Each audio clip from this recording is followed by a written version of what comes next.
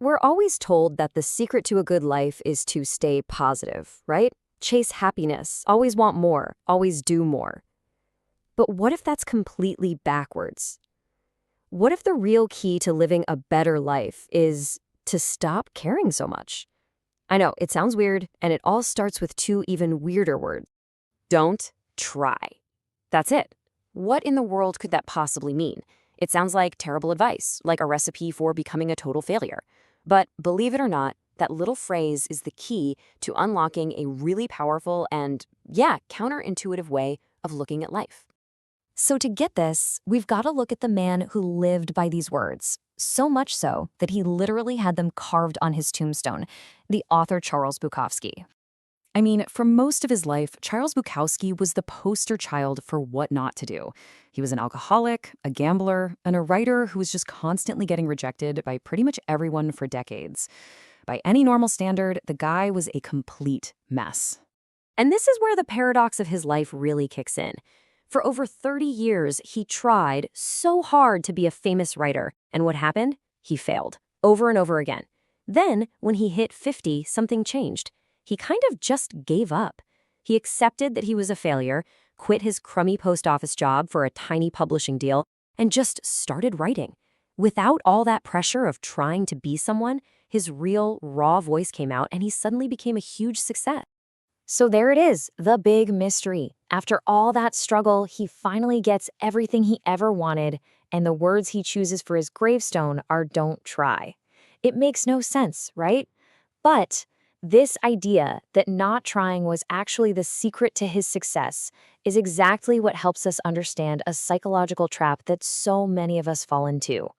In his book, The Subtle Art of Not Giving a Fuck, Mark Manson argues that our whole society is pretty much plagued by something he calls the feedback loop from hell. And honestly, it's a vicious cycle that a lot of us are trapped in, and we don't even realize it. So what is this thing? Well, to put it simply, it's feeling bad about feeling bad. It's this extra, totally unnecessary layer of negative emotion that we pile on top of our original feelings. Let me show you what I mean.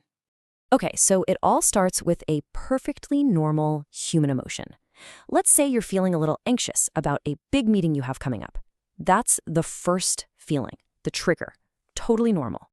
But then the loop kicks in. You start thinking, why am I so anxious? I shouldn't be feeling this way. What is wrong with me? And just like that, you're not just anxious about the meeting anymore. You're now anxious about the fact that you're anxious. And this is where the cycle just spirals. You start judging yourself for having a natural emotion, which just makes you feel worse, and that creates this endless downward spiral. You get angry about being angry. You feel guilty for feeling guilty. It is a trap we build entirely for ourselves. So why are we all so caught up in this loop? Well, it's because our modern culture is constantly pouring fuel on the fire with this totally unrealistic expectation of constant positivity. Just think about your social media feed for a second. What do you see? It's a nonstop parade of perfect vacations, happy families, and successful careers. The message we get is clear. You should always be happy and positive. But that's not real life, is it? Human reality is messy. It's a mix of joy and pain, success and failure. And when our real life doesn't match that perfect online expectation, we feel like we're the ones who are broken. It's really summed up by this idea. We see someone else's highlight reel online, and we compare it to our own behind-the-scenes bloopers. That comparison is just fundamentally unfair, and it is a guaranteed way to make yourself feel terrible, which, you guessed it, just feeds that feedback loop from hell. And this brings us to the central mind-bending paradox of the whole book.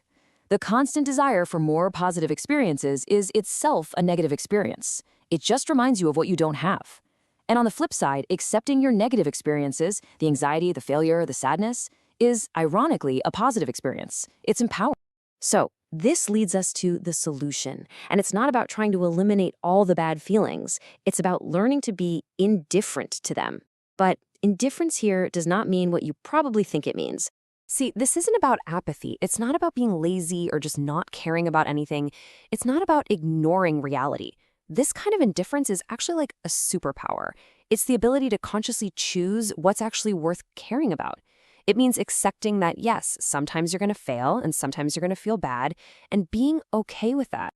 I mean, think about this. Something like 90% of all new businesses fail in their first year. Failure isn't some rare event, it's the statistical norm. And when you really truly accept that, you take away its power to control how you feel about yourself. And this really gets to the core of it all. Just think about anything in your life that you truly value, maybe a skill you've learned or a great relationship you have. It's valuable precisely because you had to struggle and overcome negative stuff to get it. A life without problems isn't just impossible, it would be a life without meaning. Okay, so let's tie this all together. How do you actually practice this art of indifference in your own life?